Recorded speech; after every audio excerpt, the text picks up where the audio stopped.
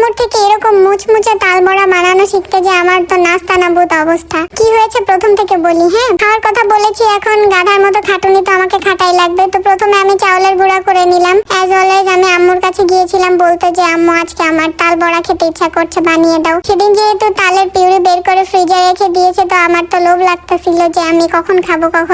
তারপর যে আম্মুকে বললাম, আম্মু বললো যে সব দিনই আমি বানিয়ে দিই, আজকে তুই নিজে বানাবি, নিজে বানানো শিখবি, তারপর নিজে করে খাবি, আর কতকাল আমি বানিয়ে খাওয়াবো। তারপর একটু চিন্তা করে দেখলাম যে আম্মুর কথায় আসলে লজিক আছে। তারপর আমি চলে গেলাম আম্মুর সাথে কিচেনে, যে এবার বানাতে বললো। আম্মু সবকিছু পরিমাপ করে দিল, আমি জাস্ট মিক্স করে তারপর বানানো শুরু করলাম। প্রথমে তো হাসির ঠেলায় আমি বানাতেই পারছিলাম না, কারণ আম্মু পাশ থেকে আমাকে নিয়ে খুব পরিমাণ মজা নিচ্ছিল, যার জন্য আম্মুর কথা শুনে আমারও খুব হাসি পাচ্ছিল। এই জন্য আমি দিতেও পারছিলাম না ঠিকঠাক মতো। এই যে এভাবে করে তেলের ভিতর ছাড়ছি না, দেখে কিন্তু খুবই সহজ মনে হয়। আমি তো আগে ভেবেছিলাম অনেক বেশি সহজ। তারপর যখন দিতে যাই, আল্লাহ কেমন করে যেন পড়ে টরে যায়। অনেকটা মানে কিরকম মুখে বলতে পারছি না, আপনারা বুঝে নেন আমি আসলে কি বোঝাতে চাচ্ছি। তো ওইভাবে করে পড়ে যাচ্ছে। হ্যাঁ, পাতলা পাতলা তো বড়াগুলার শেপ দেখলেই বোঝা যাচ্ছে কত পটু হাতে বানানো হয়েছে। একেবারে ইকরি মিকরি মতো অবস্থা হয়ে গিয়েছে। এই যে তারপরে আমার ইকরি মিকরি বড়াগুলা নিচে দিয়ে আম্মু হচ্ছে উপরে আম্মুর বানানো সুন্দরগুলা দিয়ে দিছে।